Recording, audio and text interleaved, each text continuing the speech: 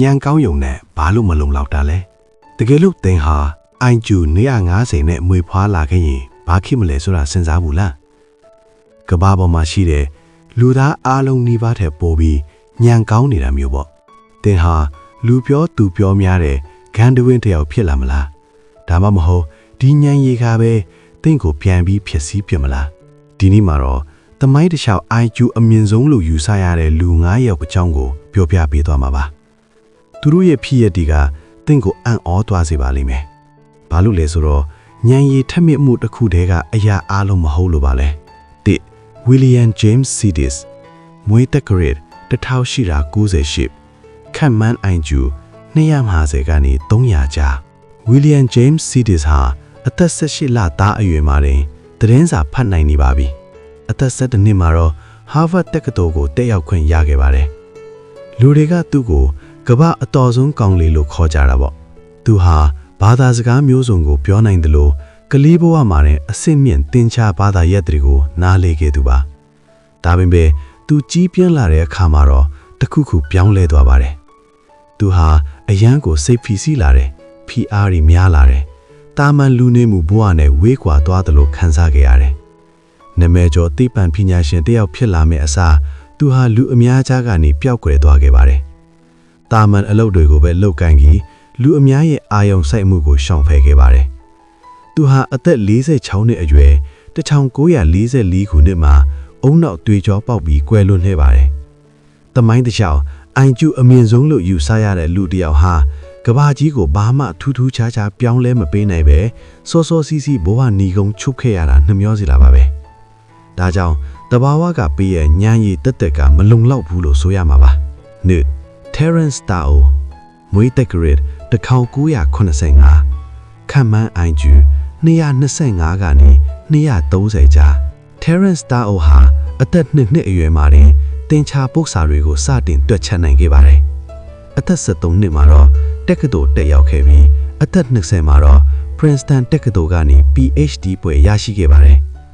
2006ခုနှစ်မှာတော့တင်ချာလောကရဲ့ Nobel ဆုလို့တင်စားကြတဲ့ Fields Medal ဆုကိုရရှိခဲ့ပါတယ်။ Sidis နဲ့မတူတာကတော့တာဦးဟာစိတ်ဓာတ်ကျပြီးလမ်းမှာပျောက်သွားတာပါ။သူဟာစီကန်းရှိတယ်။အာယုံစိုက်မှုကောင်းတယ်။ပြီးတော့အမြဲတမ်းတစိုက်မတ်ကြိုးစားခဲ့တယ်။ဒီနေ့ခေတ်မှာတော့သူ့ကိုတက်ရှိထင်ရှားရှိနေတဲ့အတော်ဆုံးတင်ချာပညာရှင်တယောက်အဖြစ်သတ်မှတ်ထားကြပါတယ်။တာဦးကတော့အခုအသက်50အရွယ်ရှိနေပြီဖြစ်တဲ့လက်ရှိအချိန်ထိအမေရိကန်မှာနေထိုင်ရတဲ့တင်ချာလောကအတွက်အကျိုးပြုနေစေတက်ရှိထင်ရှားပါရမီရှင်တယောက်ပါ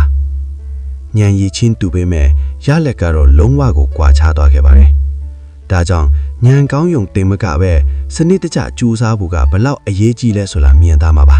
အခုလိုမျိုးစိတ်ဝင်စားဖို့ကောင်းတဲ့စိတ်ပညာနဲ့ဗဟုသုတဖြစ်စရာတွေကိုအမြဲလေ့လာခြင်းတဲ့ဆိုရင်တော့ကျွန်တော်တို့ရဲ့ The Brilliant Mind Channel ကို Subscribe လုပ်ထားဖို့မမေ့နဲ့ဦးနော် 3. Christopher Hirata မွေးတက္ကရာ1982ခန့်မှန်းအိုင်ကျူ220မှာဝင်ခြင်းအသက်73နှစ်သားအရွယ်မှာတင်Christopher Hirata ဟာရူပဗေဒအိုလံပစ်ပြိုင်ပွဲမှာရွှေတံဆိပ်ဆွတ်ခူးခဲ့ပါတယ်။အသက်16နှစ်မှာတော့သူဟာအင်္ဂါဂြိုလ်ပေါ်မှာအခြေချနေထိုင်ဖို့သူတေသနာတွေအတွက် NASA နဲ့အတူလက်တွဲလုပ်ကိုင်နေပါတယ်။ဆဲကျော်နှစ်များစွာကစာမေးပွဲအတွက်စာကြပ်နေချိန်မှာ Hirata ကတော့စัจ java ဝကြီးအကြောင်းကိုလေ့လာနေတာပါ။နောက်ပိုင်းမှာသူဟာ Caltech တက္ကသိုလ်ရဲ့နက္ခတ်ရူပဗေဒပါမောက္ခဖြစ်လာခဲ့ပါတယ်။သူ့ရဲ့ဉာဏ်ရည်မှာဥတီချက်ရှိခဲ့တယ်။ဥတီချက်ရှိမှသာထိရောက်တဲ့ရလဒ်တွေထပ်ပေါ်လာတာဖြစ်ပါတယ်။ Hirata ဟာလည်းအခုအသက်43နှစ်အရွယ်ရှိနေပြီး Ohio တက္ကသိုလ်မှာပါမောက္ခအဖြစ်နဲ့စัจ java ဝစုဆိုင်ရာသူတေသနာတွေကိုတက်ကြွစွာလုပ်ကိုင်နေစေဖြစ်ပါတယ်။ 4. Marilyn Vogtsavin မွေးတက္ကရာ1946မှတ်တမ်းတင် IQ 228 Marilyn Vogtsavin ဟာကမ္ဘာအိုင်ကျူအမြင့်ဆုံးစံချိန်တင်ထားသူအဖြစ် Guinness ကမ္ဘာစံချိန်မှတ်တမ်းမှာတစ်ကြိမ်ဖော်ပြခံရပူပါတယ်။သူမဟာပညာရေးလောကထဲမှာပဲအောင်းနေတာမျိုးမဟုတ်ပဲ S. Marilyn ဆိုတဲ့အပတ်စဉ်ကောလမ်တစ်ခုကိုရေးသားခဲ့ပါတယ်။စာဖတ်သူတွေကသူမစီကိုအရန်ခက်ခဲတဲ့ယုတ်တိဗေဒပု္ပ္ပစာတွေပို့ကြတာပေါ့။အဲ့ဒီထဲက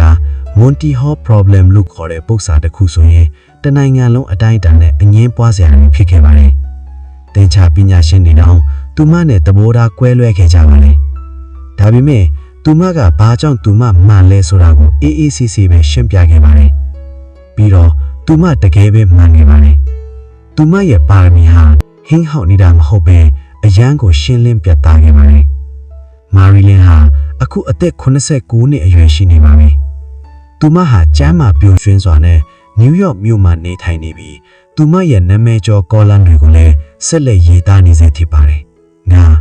Albert Einstein မွေးတက္ကရာ1989ခန်မန်အိုင်ဂျူတီလာ60ကနေတီလာ90ကျန်အိုင်စတိုင်းရဲ့အိုင်ဂျူကတကယ်တော့အခုဒီစီးရင်တွေကတခြားသူတွေထက်နှိမ့်ပါတယ်။ဒါပေမဲ့သူ့ရဲ့ရိုက်ခတ်မှုကတော့ကြီးမားလွန်းပါတယ်။သူဟာနိုင်ရွက် theory ကိုဖော်ပြခဲ့တယ်။ယူဘဗေဒလောကကိုထာဝရပြောင်းလဲပစ်ခဲ့တယ်။1921ခုနှစ်မှာနိုဘယ်ဆုကိုရရှိခဲ့ပါတယ်။အိုင်စတိုင်းဟာအသက်86နှစ်အရွယ်1955ခုနှစ်မှာကွယ်လွန်ခဲ့ပါတယ်။သူ့ရဲ့အိုင်ဂျူကဒီစီးရင်ထဲမှာအနှိမ့်ဆုံးဖြစ်နေပေမဲ့သူဟာလူသက်တမ်းကိုအကျိုးရှိရှိအသုံးချသွားနိုင်ခဲ့ပြီးကဘာကြီးကိုထာဝရပြောင်းလဲပေးခဲ့တာပါသူ့ကိုတခြားသူတွေနဲ့ဘာကကွာခြားသွားစေလဲစိတ်ကူးစိတ်ရင်ပါသူဟာတခြားလူတွေလစ်လျူရှုထားတဲ့မိခွန်းတွေကိုမေးခဲ့တယ်သူဟာအလင်းတောင်တစ်ခုပေါ်မှာစီးနီးလိုက်ပါသွားတာကိုစိတ်ကူးနဲ့ပုံဖော်ကြည့်ခဲ့တယ်သူဟာသူများနဲ့မတူအောင်တွေးခဲ့တယ်အဲ့ဒီအတွေးတွေကပဲကဘာကြီးကိုပြောင်းလဲပေးခဲ့တာပါအမှန်တကယ်ကတော့ဒါပါပဲလူတယောက်ဟာတမိုင်းမှာအိုင်ကျူအမြင့်ဆုံးလို့ခံမှန်းခံရပေမဲ့တိပစိတ်စွာနေထိုင်ခဲ့ပြီးတမိုင်းရဲ့မေ့လျော့ခြင်းကိုခံရပါတယ်တချို့ကတော့ဉာဏ်ရည်ကိုစီးကားနဲ့ပေါင်းဆက်ပြီးသိပ္ပံလောကကိုပုံဖော်ခဲ့ကြတယ်အိုင်ကျူဆိုတာဖြစ်နိုင်ခြေရှိတဲ့အစွမ်းအစတစ်ခုတတ်ပါဒါပေမဲ့ဥတီကျမရှိတဲ့အစွမ်းအစရာအချိန်ကြာတော့မေးမိန်သွားတတ်ပါတယ်စီကံမရှိတဲ့ဉာဏ်ရည်ကပြိုလဲသွားတတ်ပါတယ်